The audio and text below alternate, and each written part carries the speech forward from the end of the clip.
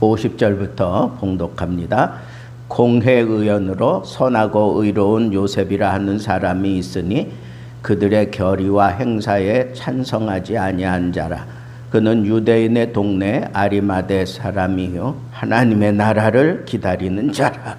그가 빌라도에게 가서 예수의 시체를 달라 하여 이를 내려 세마포로 싸고 아직 사람을 장사한 일이 없는 바위에 판 무덤에 넣어두니 이 날은 준비일이요 안식일이 거의 되었더라. 갈릴리에서 예수와 함께 온 여자들이 뒤를 따라 그 무덤과 그의 시체를 어떻게 두었는지를 보고 돌아가 향품과 향료를 준비하더라. 계명을 따라 안식일에 쉬더라. 아멘. 십자가 후에, 십자가는 죽음을 상징하는데 그 죽음을 당한 후에 두드러진 인물, 여기 몇 사람이 나옵니다. 첫째는 아리마대 요셉이라고 하는 사람이고, 둘째는 누가복음에는 나오지 않지만 다른 복음서에는 니고데모가 등장을 합니다. 니고데모. 그리고 또 빼놓을 수 없는 사람이 바로 갈릴리에서부터 예루살렘까지 따라온 이 여인들이었습니다. 이 세 부류를 우리가 생각하면서 예수 그리스도가 죽고 난 이후에 곧바로 장례를 치러야만 됐던 그런 상황에 이렇게 맞닥뜨려진 것은, 왜냐하면 6시 정도 되면 안식일이 시작되기 때문에 예수께서 오전 9시에 십자가에 달리시고 오후 3시에 운명하십니다. 그리고 난 다음에 이제 안식일 전에 장례를 치러야 되겠기 때문에 남은 시간이 약 3시간 정도밖에 남지 않았잖아요. 그런데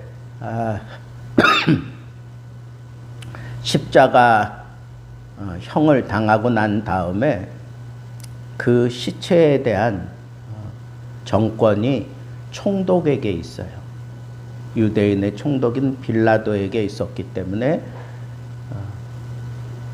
그냥 공중에 다른 죄수들처럼 달아둘 수가 없어서 아리마대 요셉이 빌라도에게 가서 예수의 시체를 요구합니다. 그래서 자기가 장례를 치르겠다고 그렇게 얘기하는 거죠. 그 당시 예수 그리스도를 따라다니고 예수 그리스도를 지지하는 자들은 아주 심각한 위기를 당할 수밖에 없는 그런 상황인데, 이 아리마대 요셉은 용감하게 빌라도에게 가서 예수의 시체를 달라고 얘기를 합니다. 그래서 그 시체를 가져다가 자기가 아마 이렇게 좋은 무덤을 미리 사 두었어요. 그래서 바위를 파고 아주 단단한 그러한 새 무덤, 아리마대 요셉이 가지고 있었는데 거기에 예수 그리스도를 이렇게 장례 치르게 됩니다. 그런데 다른 성경에 보면 그때 니고데모가 예수 그리스도를 장례 치르라고 몰약과 침향 섞은 것을 100근쯤 가지고 와서 향품과 함께 세마포로 쌌다, 그런 거 보면 이 니고데모하고 그리고 이 요셉이, 아리마대 요셉이 사전에 이미 예수 그리스도가 죽고 나면 곧바로 장례를 치러야 될 것이다, 그렇게 의논을 했던 것 같아요. 그래서 이 니고데모가 이 엄청난 수거든요. 모략과 침향, 비싸기도 하지만 이렇게 많은 100근이면 상당히 많은 양인데 그 뭐랄까 침향만 니고데모가 준비했다는 것도 웃겨요. 향품이나 뭐 세마포 이런 것들은 다른 사람이 준비하고 그런 것들을 보면 아마도 이 두 사람이 벌써 예수 그리스도의 장례를 사전에 준비했었을 것이다 라고 그렇게 보는 것이 합리적이다 그렇게 생각할 수 있다는 거죠. 그리고 이렇게 급하게 예수의 시체를 가져다가 장례 치를 때 그 장례 행렬에 갈릴리에서부터 따라온 여인들이 끝까지 가서 그 무덤을 확인합니다.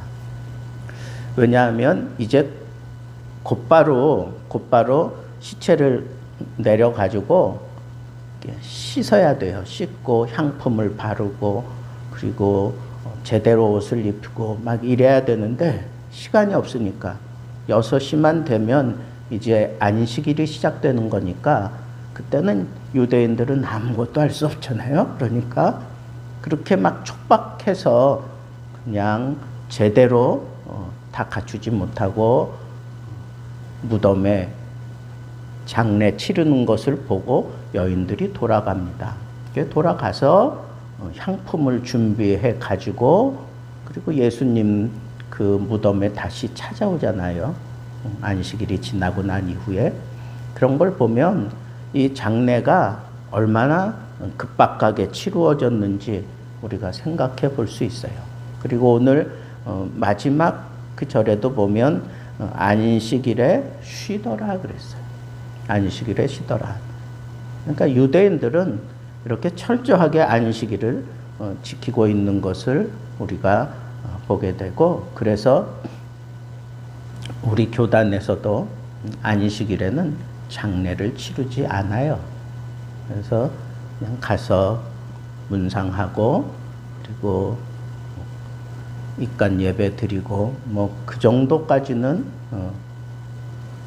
허락을 해도 출상을 하고 이런 것들은 하지 않습니다. 그것이 이제 전통적으로 우리에게 주어진 그런 전통이죠. 자, 그런데 여기서 이렇게 아리마대 요셉의 누가는 상당히 집중하고 있어요. 그래서 아리마대 요셉이 이렇게 공회원이잖아요. 근데 공회원들이 결정적으로 예수를 십자가에 못 박게 하는데 뜻을 모아가지고 빌라도를 자극하고 헤롯을 자극해서 그리고 또 백성들을 자극해가지고 결국은 십자가에 못 박게 만드는 그 장본인들이 바로 이 공회원들이거든요. 그런데 분명히 오늘 말씀에는 보면 공회원으로서 예수의 그 순환에 대해서 가편 투표를 하지 않은 사람이라고 분명하게 여기 얘기를 하고 있습니다. 용감한 사람이죠. 모든 사람들이 다 그 방향으로 갈 때 이 아리마대 요셉은 아니요. 그리고 반대편으로 그렇게 가는 사람, 정말 용기 있는 사람인 것을 알 수가 있고요.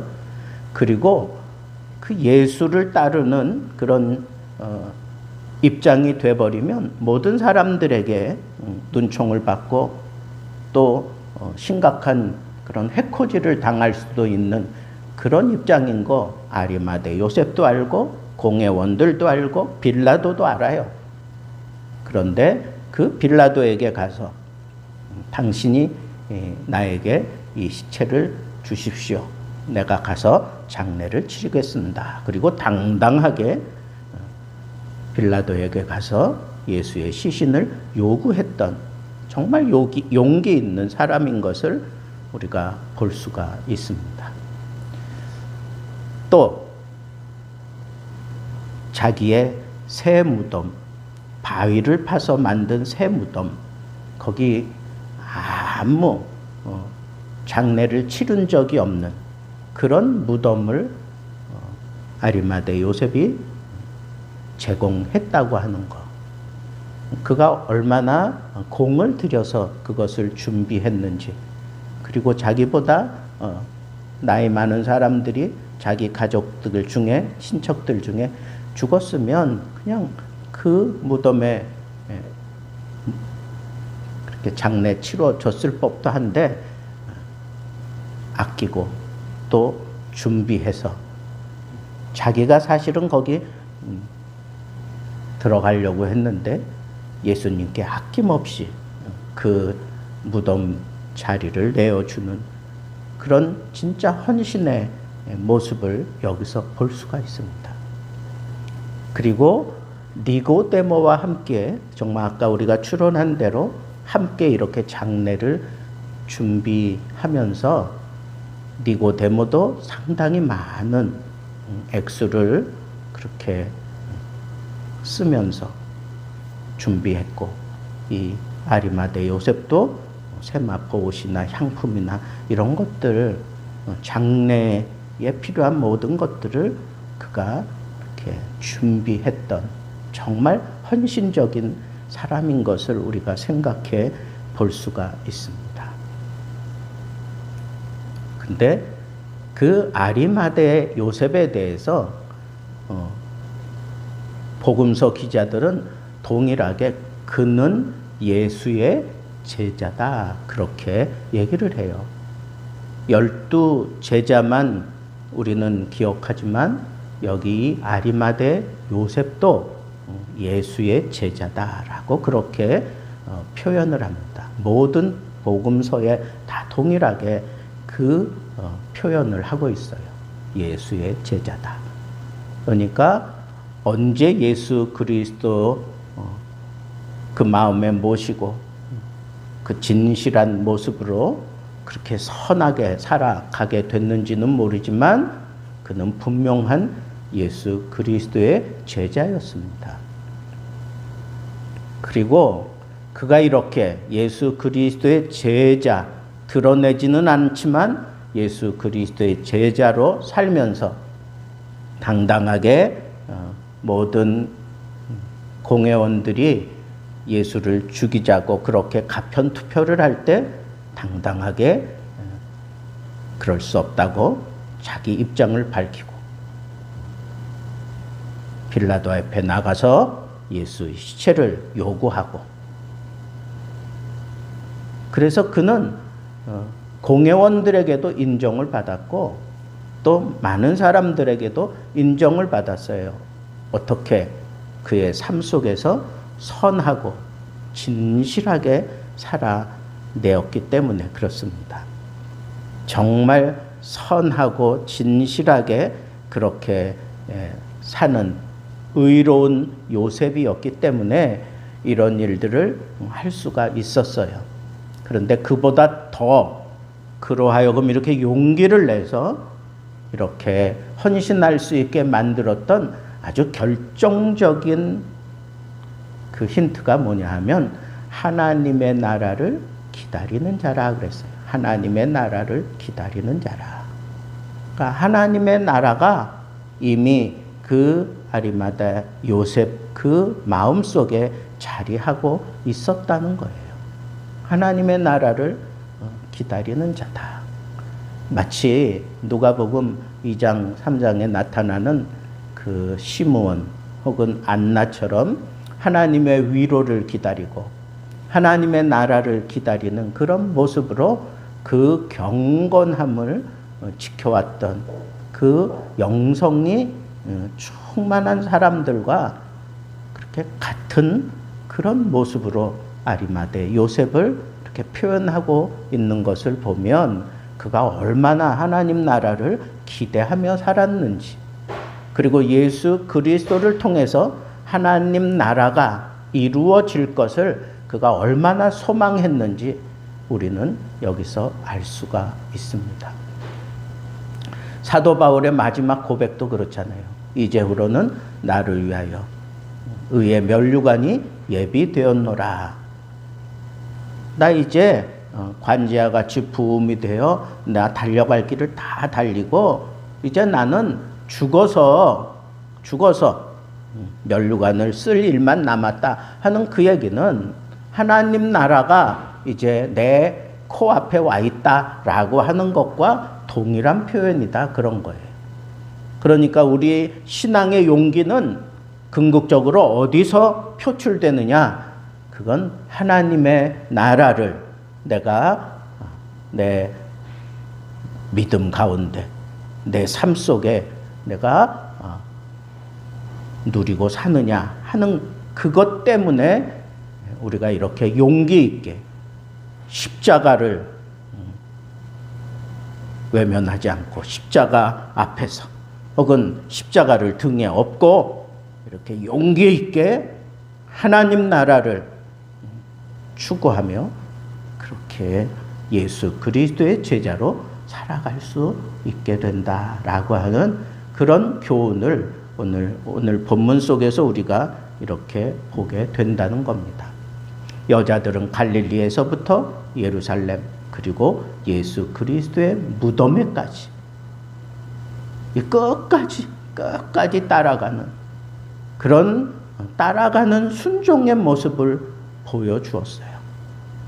용기 있는 의의 행동을 보여주는 것도 아리마대를 통해서 볼 수 있고 또 니고데모를 통해서는 정말 겉으로 드러나지는 않지만 자기가 할 수 있는 최선의 헌신의 모습을 바로 이 니고데모를 통해서 우리가 붙잡을 수 있고 끝까지 예수 그리스도의 그 죽음의 자리까지 끝까지 따라가는 그 여인들의 그 순종함, 그것이 십자가 앞에서 살아야 되는 우리들이 꼭 지녀야 될 삶의 모습이다, 그런 거예요.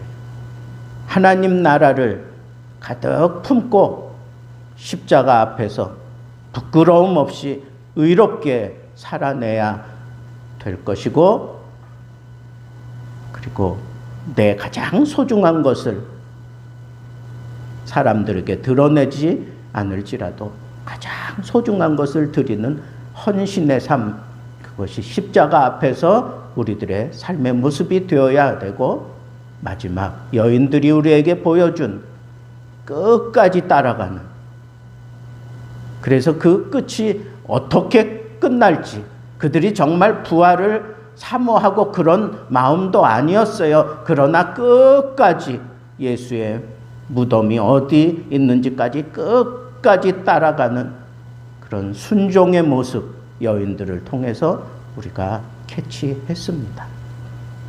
우린 남은 여생 살면서 그렇게 살아야 돼. 어떻게? 당당하고 용기 있게 의롭고 진실하게 그렇게 살기 위해서 하나님 나라를 누리며 살아야 되는 거예요. 그리고 가장 소중한 것, 예수님께 드릴 수 있는 그런 헌신의 삶, 또 하나 예수 그리스도를 따르려면 끝까지 따라가야 된다. 끝까지 따라간다. 그게 십자가를 앞에 둔 사람의 그런 삶의 고귀한 자세다라고 하는 것을 우리 가슴에 담고 이 시간 하나님 앞에 같이 기도하겠습니다. 하나님 아버지, 감사합니다. 십자가 후에 주의 진실한 제자들이 보여준 아름다운 모습을 우리도 지니고 살기 원합니다. 세상 사람들에게 의롭고 진실한 모습을 보여주는 것도 소중하지만 정말 용기 있게 십자가를 부끄러워하지 아니하고 보여줄 수 있는 사람은 그 마음에 하나님 나라가 있고 그 나라를 기다리는 삶이라고 하는 사실을 우리들이 붙잡습니다.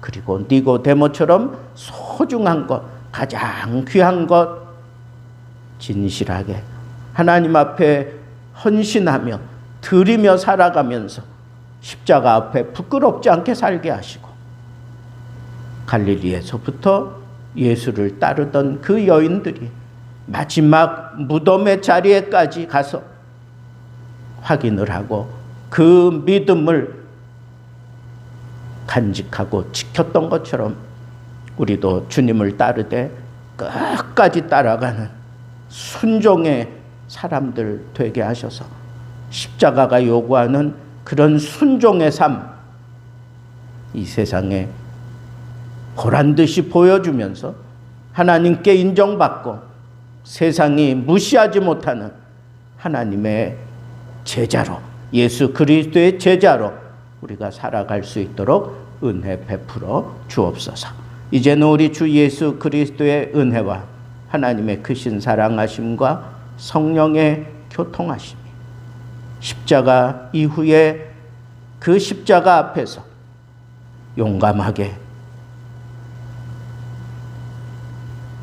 겸손하게 그리고 끝까지 따라가는 순종의 모습으로 남은 인생 살면서 하나님 나라 누리며 살기로 다짐하고 겸손하게 머리 조아린 예배 참여한 모든 심령무에 이제로부터 영원토록 함께 계실지어다. 아멘.